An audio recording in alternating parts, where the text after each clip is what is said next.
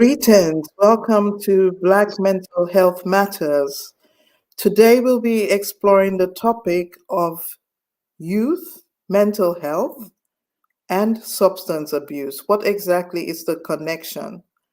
And we have today two guests, Annette Adoyobo and also Dr. Mwata Kairi. So welcome to you. Then I would say,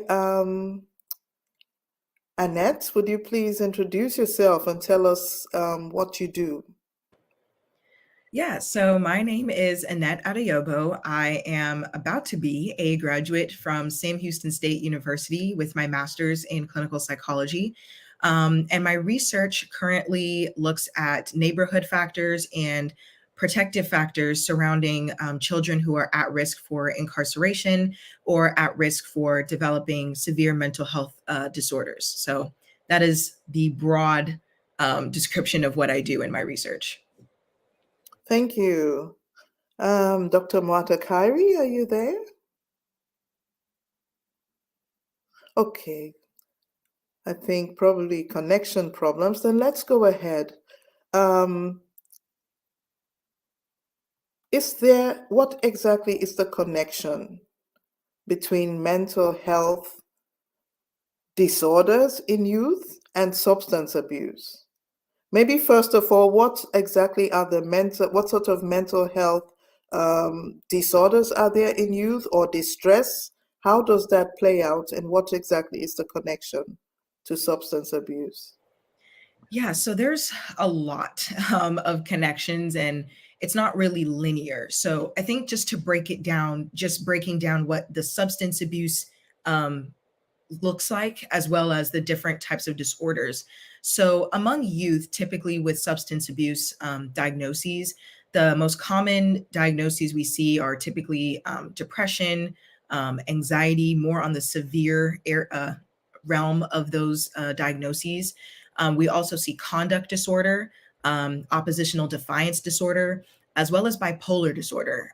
Typically, a lot of people like to think that bipolar is a little bit more on the adults, but there are quite a few children who do meet that criteria for that diagnosis as well. Um, and so, in terms of substance abuse isn't just your typical street drugs. Like a lot of people think that substance abuse is with cocaine or with heroin or with LSD, but alcohol and marijuana use, although they're becoming more in our society a little bit more mainstream, it's still considered substance abuse when it is used and abused in a manner that is not typical or recommended with that particular substance. And so, with the connection between these two, there is some research to suggest that the disorders themselves can trigger the need to cope with those symptoms in a way that's immediate and effective, and so they may turn to substance abuse. But it's a little bit more complicated than that. So a lot of my research, again, is in that neighborhood factors. And so what exactly does that look like? That can look like peer environment. So who a child interacts with.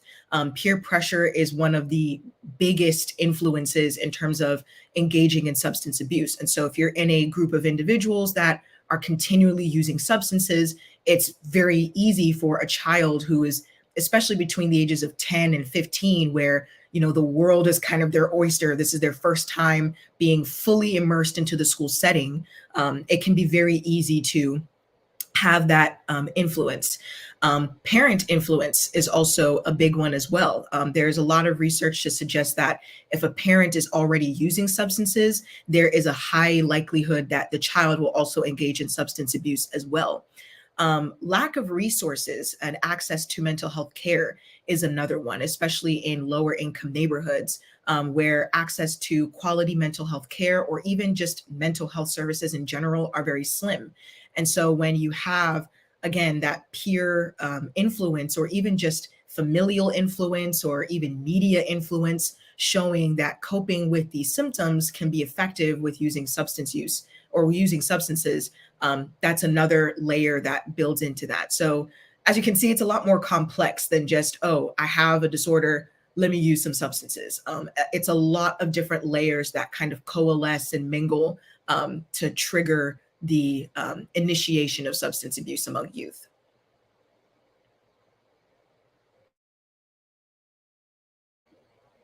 You are muted.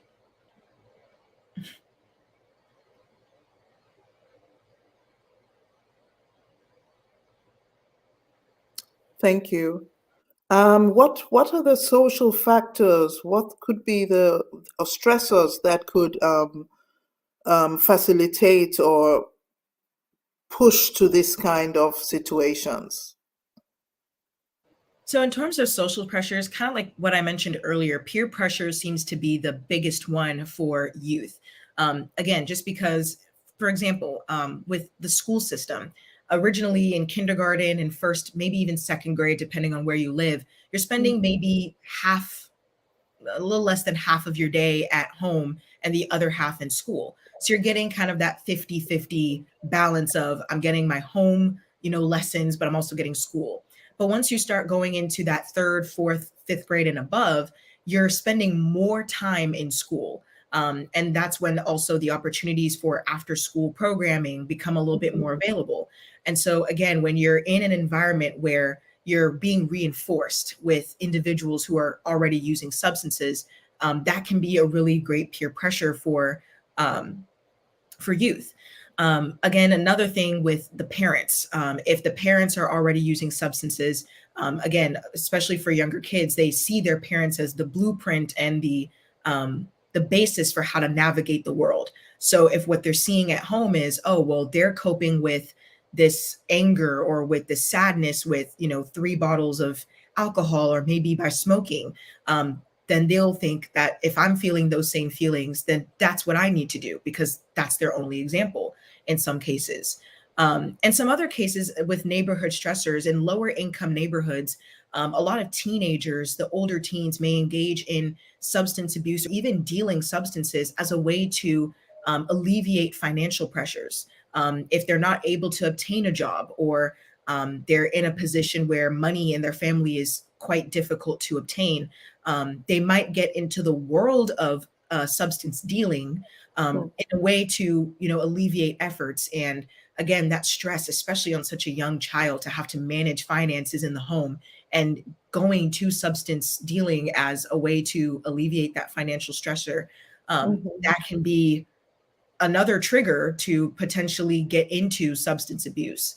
Um, and so there's quite a few in there that I've looked into.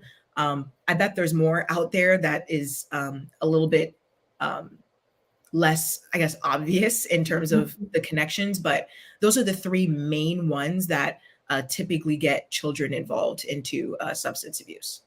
Okay, thank you.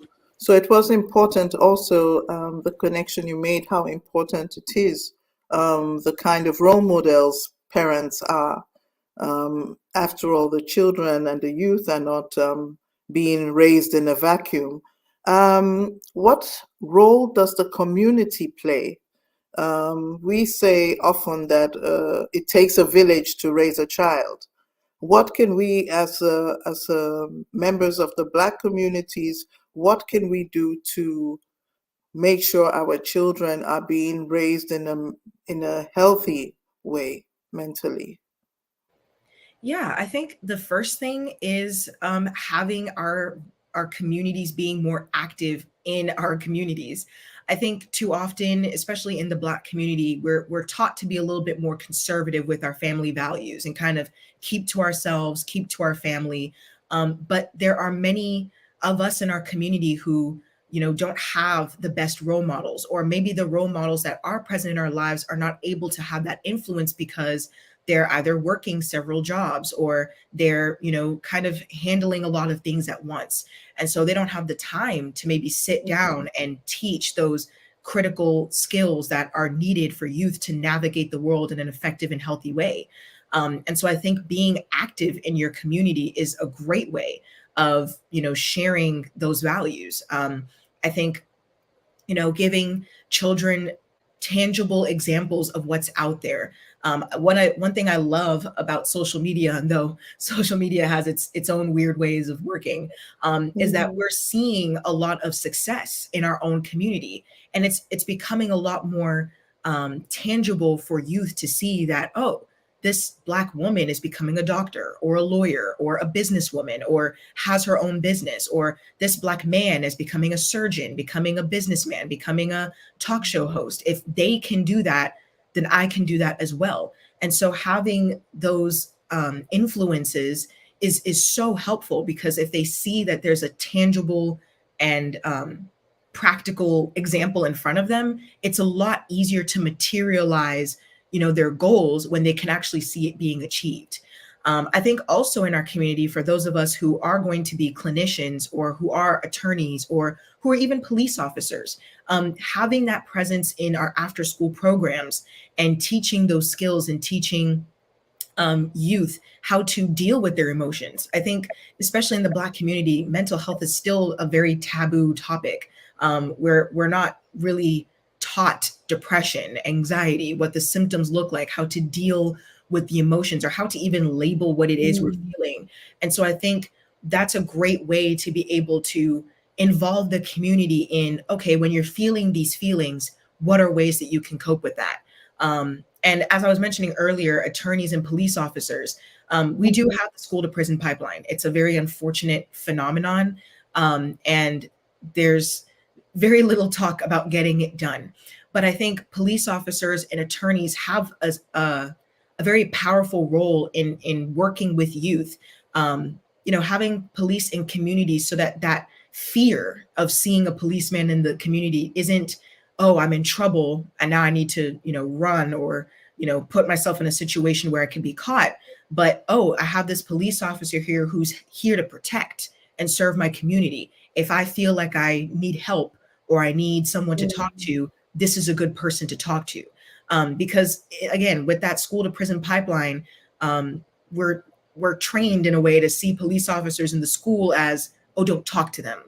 I don't want anything to do with them. But they're supposed to be another resource. They're supposed to be a way of safety. And so Mhm. instead of instead of having that view of, oh, this is a person that's going to hurt me, it should be the other way around. This is the person that's going to protect me, Mhm. right? So I think we need to also gain into that. And attorneys, I think we need more attorneys representing youth. There just aren't that many. And I know that youth and the youth justice system is a little bit different. But when we're having a decrease in the number of attorneys that are representing youth, we're leaving youth to be going to these juvenile justice systems with little to no representation. And many youth, and I would even argue many adults, don't know their rights. And so if we're leaving them to the mercy of a pro bono Mhm. service, which there's nothing wrong with pro bono services, but if a child is not really aware of their rights or fully doesn't fully understand it, Mhm. they're at risk for longer sentences and harsher punishments. And so I think attorneys also have a role to not only encourage more attorneys to be there to represent these children, but to also, maybe even involve themselves in after school programming and teach children their rights at a very basic level. What rights do you have in your community? What rights do you have if, for example, you were to be incarcerated? What are your Miranda rights? What are some of the laws and protections that are there if you were to get pulled over by a police officer? Mhm. All of those different things are very, very important. So our community is full of Black individuals in all of these different spaces. And I think it's time that instead of keeping our services to our clients, we extend our services out into the community and do Mhm. education and more service work, so that we're being more proactive with our education and not reactive. Thank you. Thank you. So it's also very important. I know a lot of parents are busy running around trying to earn the money. If I take the example here in Germany, we have migrant parents who are really taking three, four, five jobs a day. And while they're busy, the children are left alone, and nobody is there to notice the signs. Nobody is there to communicate with, to say, how are you doing? What exactly is going on? And the point you made is very important, the stigma which we have concerning mental illness. Um, there's still a number of youth who have mental illness and are not being treated. Yeah, and is this substance abuse a sort of self-medication?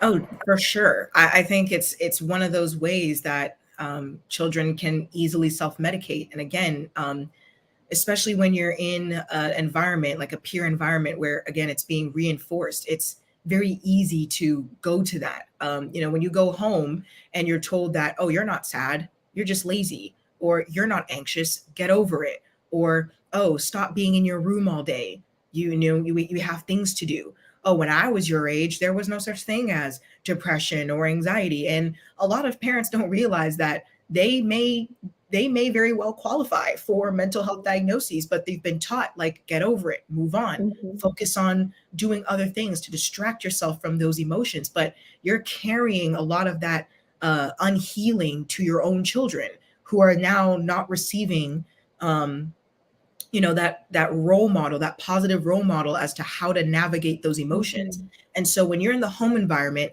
and no one's supporting you, and you go to school and the only support you have is, or even in your neighborhood, and the only support you have are friends who are also engaging in substance abuse because maybe they go home and they're also Mhm. not receiving that support, it's very easy to quickly move to self-medication because it's easily accessible, especially if you're in a community where that's being reinforced. And it's effective in doses, because they know that once I take this hit, once I smoke, once I drink, I'm going to feel better. But they don't understand that they only feel better for that small moment. And especially at such a young age, the brain is still developing. I mean, a lot of neurological research shows that the brain isn't fully developed until our mid 20s. And so that means that we're the youth who are engaging in substance abuse at that age are affecting their neural connections, they're affecting their brain development.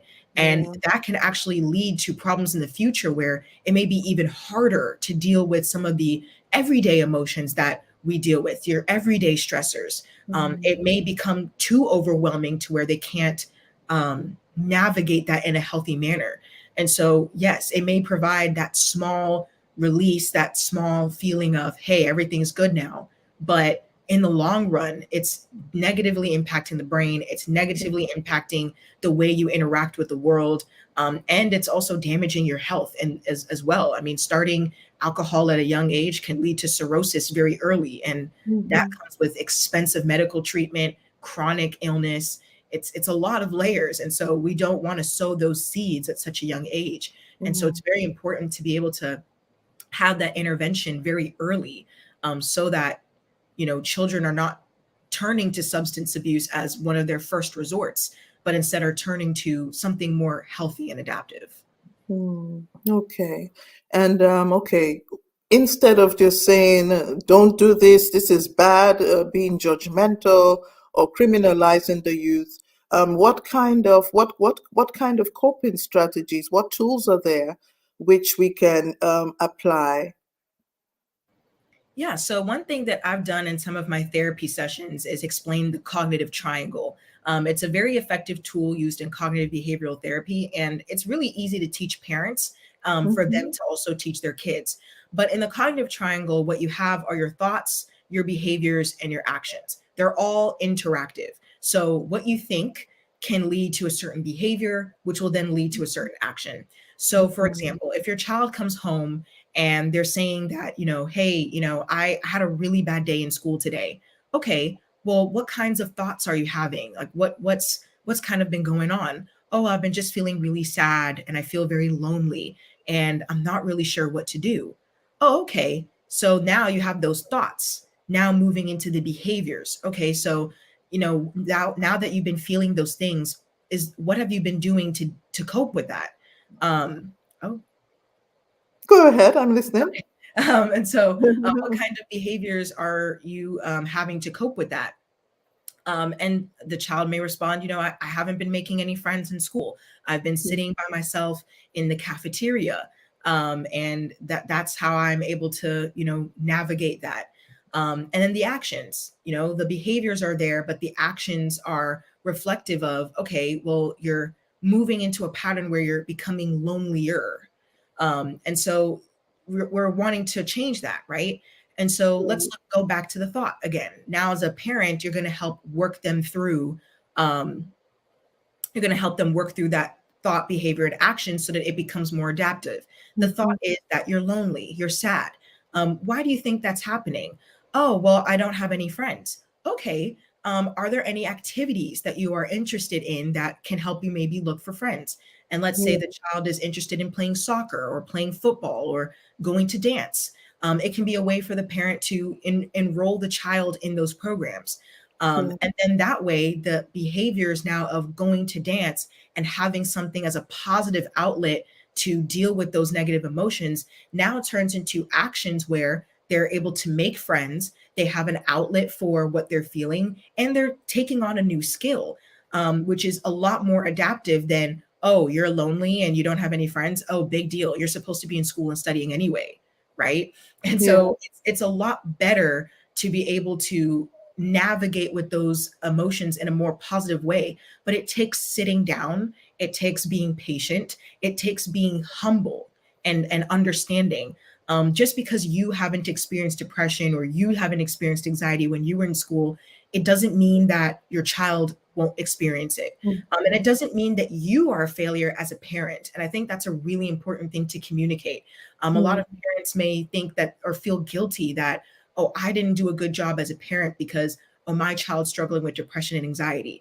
And Mhm. although there is research to show that there's some genetic implications, it doesn't mean you caused it. The world is so vast, and there's so many things that a child is going to see and interact with in school that you simply cannot control. But the beauty of it is that you are a parent. You have the wonderful role of taking in your child and sitting with them and engaging with them and giving them those tools so they can navigate the world in a much better way. And so I would encourage parents, if there's any watching, don't, I mean, it's hard, and I completely understand. It's really hard to not feel that guilt, but turn this into a learning opportunity and a growing opportunity to grow in your relationship with your child, to grow yourself as a parent, and Mhm. to learn those skills for yourself, so that as your kid grows, your kid now sees you as, oh, if I'm feeling sad or I've made a mistake, I can now go to my parent because I feel more comfortable sharing what I'm going through instead of I'm afraid that my parent will find out and say something that I don't want to hear or say something that will make me feel even worse. Uh, Mhm. and so it's a process to sit down and have that time, but I think there's ways to incorporate that in your day to day. If you're already sitting at the dinner table with your child, that can be a great way to just have conversation about their day and to hear and to give advice. But to also know that advice isn't solely just giving, it's also receiving as a parent. So you can give advice and it's helpful because you've seen the world, you know what's going on, but your child is also going to be responding in ways that will have to, give you a chance to adapt. And so you want to tailor your advice to the child, not necessarily to your past experiences, because we're in our 2020s now. Life in 2022 is not the same as the 70s and the 80s. And so, maybe going to the YMCA is not really fun anymore. No one really does that at this age. So Mhm. maybe adapting to something a little bit different, and opening your mind to what the child may want as a resource as well. Mhm. I think is a great way to kind of again have that interactive, adaptive relationship with the child. Thank you so much. Thank you. You did mention something about genetics, and what other risk factors are there apart from genetics, family genetics? Yeah, so family genetics is one of the many risk factors. There are studies that show a lot of so for background, studies that look at genetic testing typically look at twins. The two different types, the monozygotic, which would be like your identical twins, and then the dizygotic, which is your fraternal twins. And there is Mhm. some evidence to show that monozygotic twins are more likely to have depression if depression already runs in the family. And so there is some genetic component, but that doesn't, again, mean that it is solely genetic. There are other risk factors. So kind of like what I mentioned earlier, if the parent is already engaging in substance abuse, there's a higher likelihood that the child would engage in substance abuse, again, because it's that role model ideology of, if this is all I'm seeing, this is all Mm, I have. Again, peers can be another risk factor. Neighborhood stressors can be another risk factor. There's a lot of research to show that neighborhoods where there's high crime, high poverty, mhm, single parent households, parents who are in and out of the criminal justice system, all of mhm, those elevate the risks as mm, to whether a child will engage in substance abuse. But also mental health as well. Like mental health diagnoses can be a risk factor in engaging in substance abuse, especially if it goes untreated. Chronic depression is very common in youth. I've worked with quite a few children, and especially as young as 10 or 11, who have very chronic depression. And the parents come in talking about how they've seen some of the symptoms as early as 8. And then we're like, it's been 3 years. wow. Why haven't you done anything? And they said, and their thought was, well, I didn't think it was that bad.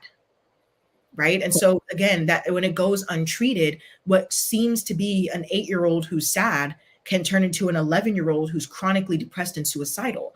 Mm, And unfortunately, in our Black community, suicide is not really taken very seriously. There are a lot of youth who commit suicide at very young ages. I believe there was a news report not too long ago in the States of a 10-year-old who committed suicide because he was mhm, bullied, and he was a Black child. yeah, Um, and the news came out, and it kind of came and went, because again, in the Black community, it's still very stigmatized. But it goes mm, to show that if a 10-year-old can drive themselves to, go, they're going through all of these things, and their only option is suicide. It really goes to show how early these symptoms can really start, and how, these several risk factors of poverty and crime and lack of a parent role model, lack of a two-parent household, all of mm, those things can build up on the child to where, if they have no other options for support, they may engage in substance abuse, or unfortunately commit suicide. And so those risk factors, they're there. And it's very hard to tell somebody, oh, just move out of a high crime neighborhood or move out of a yeah, high poverty neighborhood. It's obviously not that easy. But like you were asking earlier about the Black community, I think that's mhm, where we can help. For those in the Black community who have wealth, mhm, using that wealth to build and make resources more available in those communities. Because again, we can't tell somebody to leave their communities. It's not, mhm, especially in this economy that we're dealing with right now in America, it's not that easy to do. mhm, And so we, as those of us who have privilege financially, can go in and invest in our communities, improve our school systems so that they're higher quality, build more healthcare options in those communities, revamp and rebuild our neighborhoods to where we have better housing that's still mhm, affordable and can meet the financial needs of the families that already live there, but they're higher quality, better air quality, better insulation, better access mhm, to heating and electricity. All of those things we take for granted when we have those already available to us. But just those little things that we take for granted, like heating and air and good quality stoves and electricity and lighting and good cleaning products, even, all of those things are affecting the health of the child, yeah, and affecting the health of the parents too. So we do have a role in reducing those risks, especially when we can contribute financially. And so those risks are there, and they're they're hard to get rid of because a lot of it is systemic. But as a community, if we have those resources, we can come mm, together and pool them and reduce that risk overall, because it not only helps the parents to be more present for their child, but it helps the child in the long run, and again, mm. reduces that risk of them engaging in substance abuse or even getting a mental health diagnosis. Thank you. One question that falls to my mind now is that we are often used to blaming things on puberty, and we know that this transition into becoming an adult is filled with a range of emotions. And what are exactly the signs of mental and substance abuse? And what is the process of diagnosis? Yeah, so the signs are um it's interesting. So in the psychology field, especially with when it comes to diagnosis, Mhm. we have our, alarm signs, like the things that we know for a fact are clear-cut signs. But the thing is, kind of like with what you mentioned with adolescence, puberty is so vast and there's so many emotions that a teenager can feel. And so there may be signs that are not very obvious as well. And so the more common signs that we typically see for mental health or for substance abuse, number one is isolation. And isolation can take forms in different ways. They may not isolate in school, but they may isolate at home. When they come home, they're kind of in their room to themselves, not interested in talking to anybody. Now, it's a nuanced thing because teenagers do want their space, and sometimes parents can be a little intrusive. And so the teenager may resort to being in their room. But when it comes to a point where the whole day they're in their room, the entire day, that's all they want to do is sit and be to themselves, it may be a warning sign. Um, the second thing is a sudden need for finances. Um, and this is not like the typical teenage request of, oh, mom and dad, I want to have a job. This is, oh, I need $20. 2 days later, I need $40. 2 days later, I need another $20. For a typical teenager, that is a little bit concerning because, especially if they are exhibiting no interest in having a job, it is a little bit weird that they're requesting money at frequent times like that. And so, again, we don't want to make assumptions, but it is a pattern that we typically see with children who are engaging in substance abuse, is that there's that sudden need for small bursts of money. Mhm. Depressive symptoms are another one that can lead into questions about whether substance abuse is available. This can include a change in diet, which could either be overeating or drastically undereating. It could be drastic changes in weight. It Mhm. can be drastic changes in sleep patterns, either insomnia, where they're unable to sleep, or sleeping very long hours in the day. Even their thought process and how they navigate the world. Is everything for them negative? Is everything for them catastrophizing? They can't seem to find the positive in anything. Those are some of those symptoms that we typically see in depression. Or with anxiety, it could be the jitters, and not like your typical coffee jitters, but sitting and constantly tapping the finger, or constantly shaking the hand, or tapping the knee. It's to a point where it's something they can't seem to control. That is another tall tale sign. Um, or even their peers. Sometimes it's a little bit easy to tell with peers, but sometimes it's not. But for those who may engage in substances, having peers that seem to be a little bit more discreet, you don't really know their names very well, or they don't tend to come around the house very often. Everything's kind of done away from the home, a little bit more secretive. Um, that can be another sign. But again, these are just some of the more common things, but they're not always the signs. Mhm. I've worked with some kids who have excellent grades.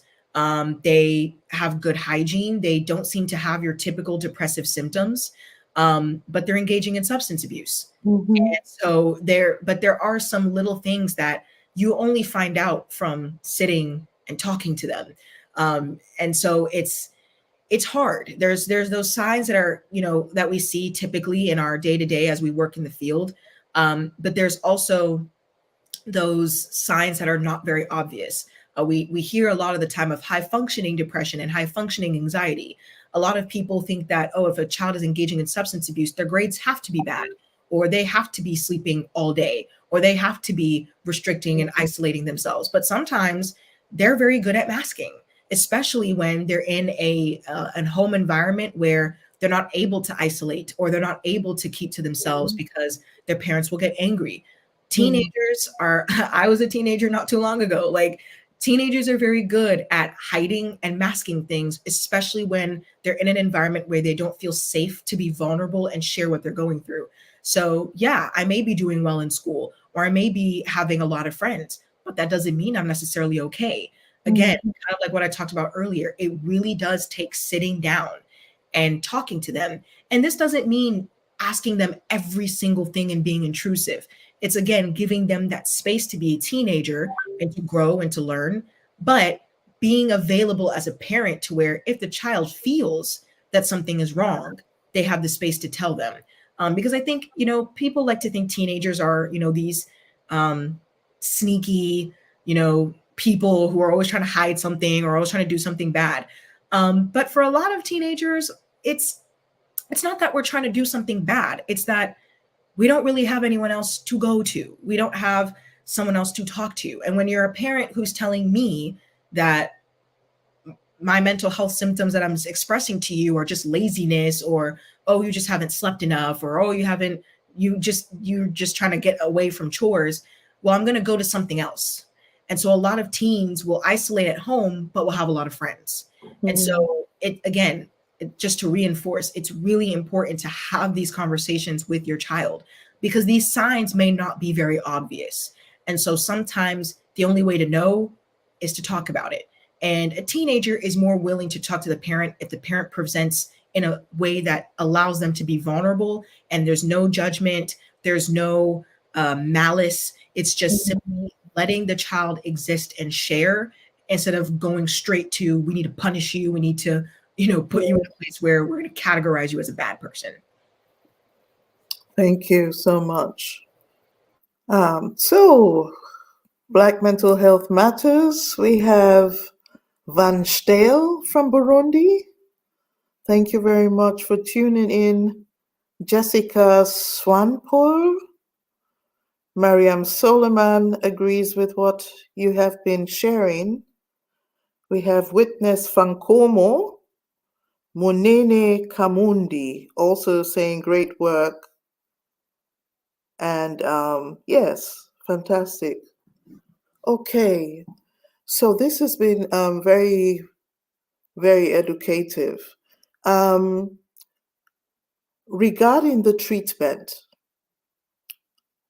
how do we get, first of all, get the youth or the young person to realize that they need treatment if they don't have insight? And what options are there? What treatment options are there? Yeah, so the insight part is always really difficult because sometimes, especially if the depression or the anxiety or the substance use has gotten to a point where it is very chronic, it may not be possible to, as a parent, provide the insight or to get them to a point of insight. I definitely don't recommend dragging your child to therapy because therapy requires for some level of need for help. And I know that in the psychiatry field or in the psychology field, parents are the ones who do provide the consent. They're the ones who lead the treatment because the child is a minor. But you also have to respect the choice of the minor. If the minor is not interested in seeking treatment, you can't give them treatment. It won't work. Um, and so I think, again, with the insight, it really is just having the discussion, but having the discussion in a way that is tailored to them. It's not a discussion of, hey, you have a substance abuse problem, or hey, you are extremely depressed. A teenager is not really going to respond to that very well because you're putting a label that is societally seen as negative. It's seen as you have a problem, and it may seem like a good intention, but it doesn't help with getting them to a place of we need to get help. The best ways to go about it is, number one, to express concern. Expressing concern could look like, hey, I've noticed that you haven't been talking to me a lot lately, or I noticed that your grades have been slipping a little bit, or hey, I noticed that you've been sleeping a lot more or you've been eating a lot less. I would like to know what's going on. I want to know, I want you to know that I love you and I care about you, but these things are worrying me a little bit. And I want to know what's the best way that I can help. When you express concern in those ways, you're labeling the behavior and not using the label as a way to label them, but instead showing that the behaviors are concerning to you as a parent. For the teenager or the child, that shows two things. Number one, you're paying attention to them. And number two, that you care. And so it gives them a little bit more of a space to want to share. Now, the other thing too is, like I mentioned just now, space. Sometimes having that conversation means you're not going to get an answer today. You might not get it right then and there, but expressing that concern quite a few times will get the child to think, okay, you know what? Maybe if my mom or my dad is saying this, maybe something is wrong. And maybe I do need to share. And so, again, waiting and getting to the point where the child can feel comfortable in sharing, that Mhm. is now when you can provide the insight to say, hey, I think we should try to get you some help. And in terms of that treatment help, there's lots of different options, especially low cost options. Especially now with the world of COVID, we have a lot of virtual options available as well. And so, in terms of therapy, there's lots of different options to look around for therapy options. There is a difference between seeing a psychologist and seeing a psychiatrist. I think that's important to share because some people don't know the difference. But Mhm. psychiatrists are able to prescribe medication. And so, if your child or you as the parent are interested in seeing if medication may be helpful, a psychiatrist will be better to look at. But if you're solely seeking therapeutic intervention, Mm. you can go to either a psychiatrist or a psychologist. A psychologist is more trained in those types of interventions that are not medicated. But going to a psychiatrist gives you the option for both. You can use medication, you can use therapeutic intervention, or what's usually recommended for children who have very chronic illness is a combination of both. Research has shown that the combination of medication and treatment is the most effective than using one or the other. And so those options are available. Now, how to access them? There are lots of different support groups. Facebook is a really great way to get support groups, and those support groups are very helpful in connecting people with therapists, with group therapy, to have those as resources. Medicaid and Medicare, if you're on Medicaid or Medicare, will connect you to resources in your community that are low cost interventions that are available as well. Um, and a lot of people don't know that they qualify for Medicare or Medicaid. And so I Mm. would highly recommend that if you are not sure, look into it, especially if you are somebody who is of lower income. It is very possible that you may qualify, or even if you have a child who has a chronic illness and that has been documented, you may be able to get some Medicare or Medicaid benefits because your Mhm. child has a documented illness. And so those are options that are available as well.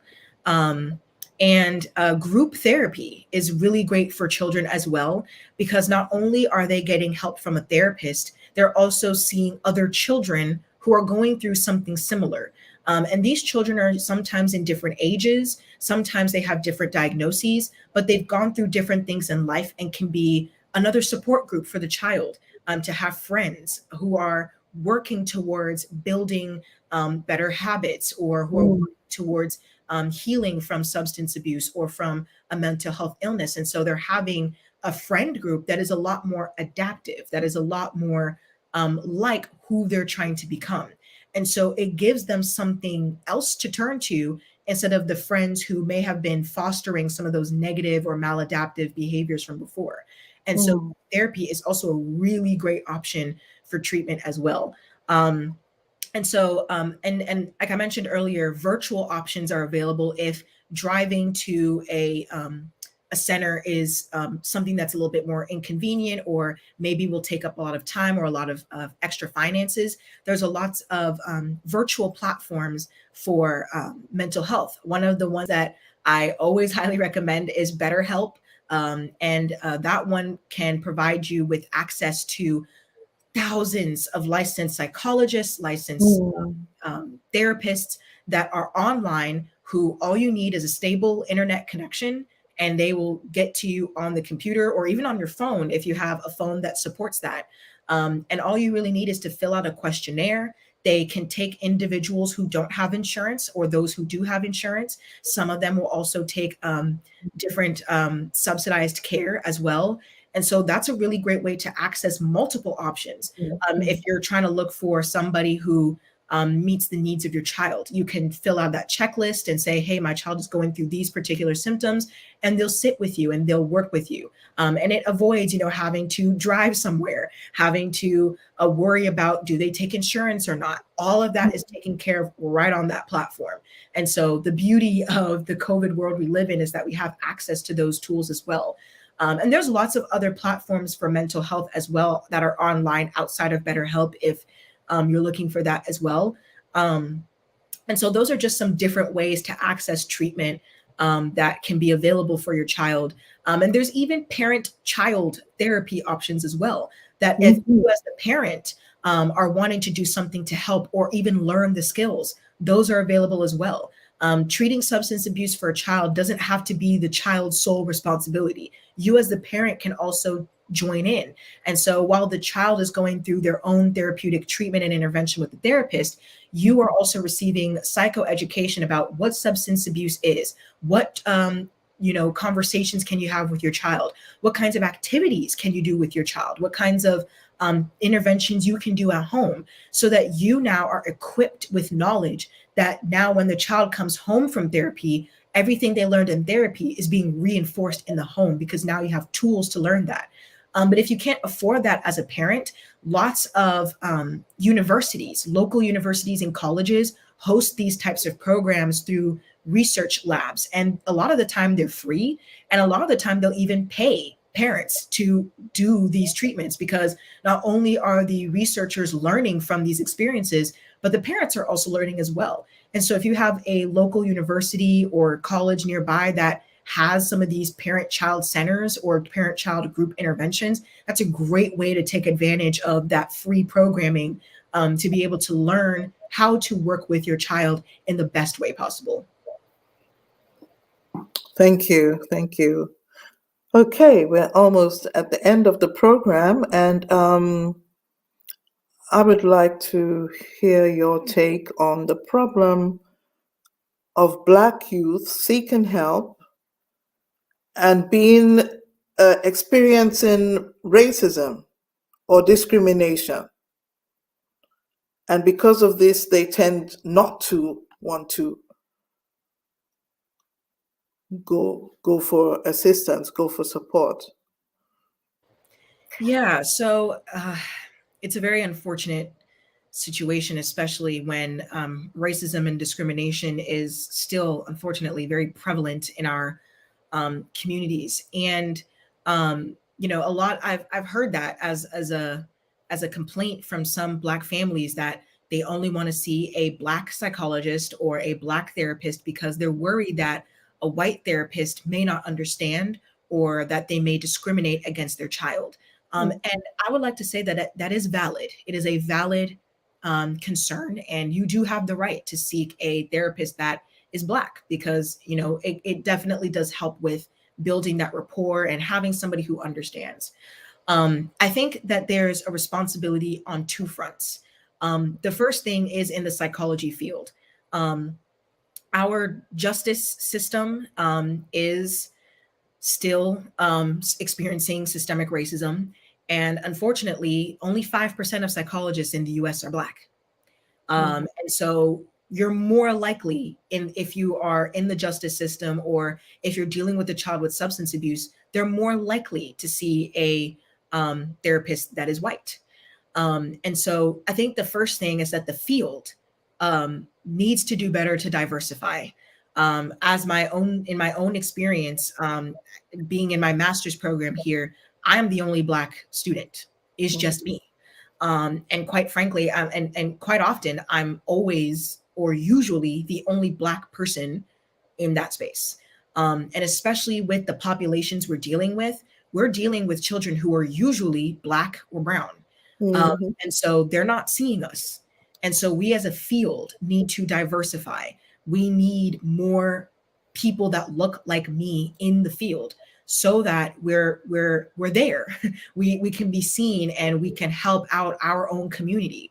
Mhm. But I think the second thing as parents, is we as individuals, as older individuals or as parents, we've experienced racism and discrimination in some way, shape, or form. And I think it is important that we teach our children how to navigate that, because although we would love to live in a world where racism is gone and discrimination doesn't exist, I don't see that being in our near future. And we need to be able to equip our children with the tools and the resources to be able to navigate a world where most people don't look like them. And so and it is a tough conversation to have with children, but I think it's important because again they're going to go out into a world where they're not the majority. And so teaching them those tools and those skills of how to work with different types of individuals will help them to kind of, alleviate some of the fears and alleviate some of the stress and burden of, dealing with someone who looks differently from them. But I think also, even in the therapy room, if you are given a therapist or assigned a therapist that is white or who is not Black, I think having that discussion in the first session is important. As psychologists, we're trained to work with diverse populations and to train with a diverse mindset, knowing that the clients we see don't have the lives that we lived or don't have the experiences that we have. And so Mhm. therapists, if they're properly trained and are willing to learn about the diversity, are willing to sit and listen to parents of a different race or a different ethnicity or even a different religion and learn, what can I do as a therapist to serve your child? Because therapists are trained to serve the client. I'm not here to tell you what to do. I'm not here to enforce my beliefs on you. I'm here to serve. And so as a parent, what would you like for me to do as a clinician to best serve your child? As a parent, don't be afraid to have that conversation with the therapist. If it's a good therapist and a therapist that's willing to help your child, they will sit and listen and they will do what they can. And if the therapist is unwilling, probably not a good therapist. Find a Mhm. different one. And so I would encourage parents to not be afraid to have that conversation of, hey, you know what? I just want to say, I know that you are not Black, and we go through these types of experiences. How Mhm. can I be sure that you're going to treat my child in a way that is effective and is not going to encourage or facilitate racism and discrimination? That Mhm. is a worthwhile conversation to have.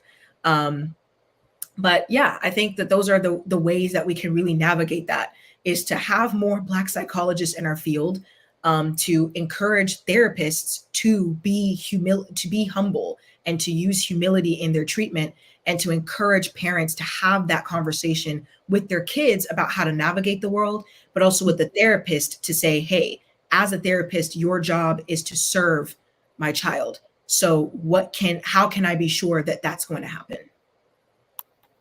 Thank you so much. Thank you for, yes, thank you so much. So you have brought in so many aspects, which are all very helpful. Um, that Black children already have a lot to go against in the society, and that it's very important that we let them know as adults that our communities are positive experience for them, that they're not alone, and that, yes, we're willing to step in and help them. So, also, parents, it's so important to speak with your children regularly, give them the time, the space to express themselves, to ask questions, to be interested but not intrusive.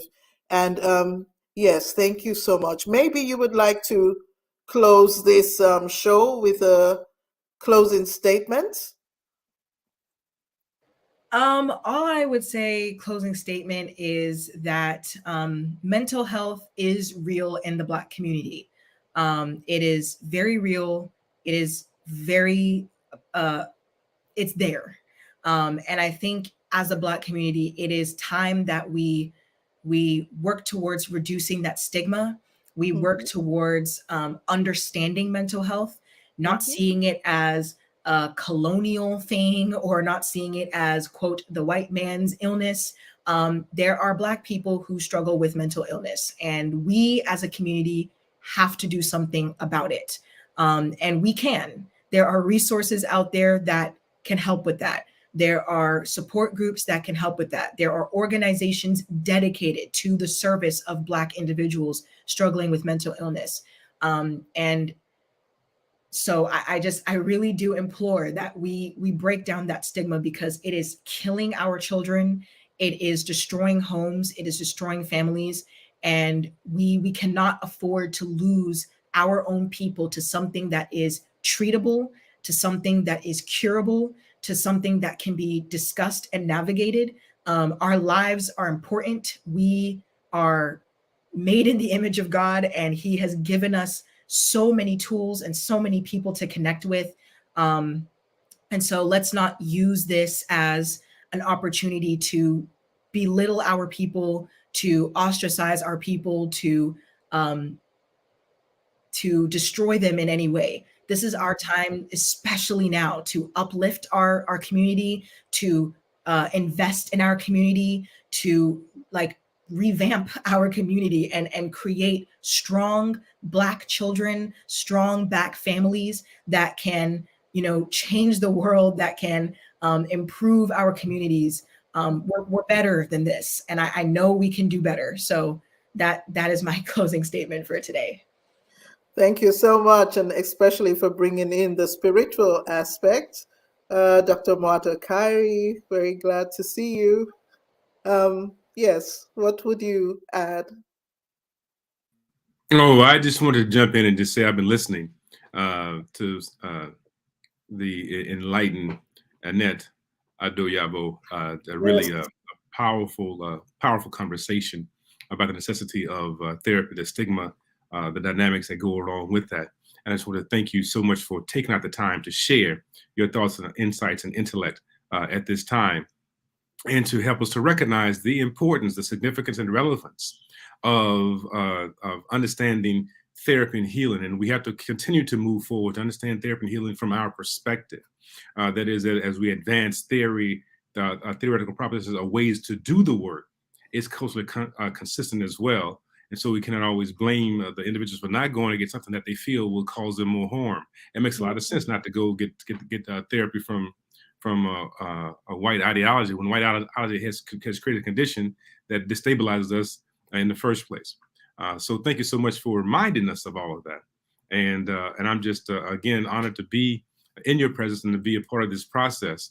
And I will continue to encourage you to do the work, but also to look at ways that we can codify this information in such a way that people can see it. So we need to write about it, we need to present about it, white papers about it, and so forth, so that it can live on beyond our conversation. Sister Olarun Toyin, thank you so much for being a dynamic host today. And I see how you move things around, but I thank you so much for that. And I appreciate you tremendously. That's all I want to say. It was really to say thank you.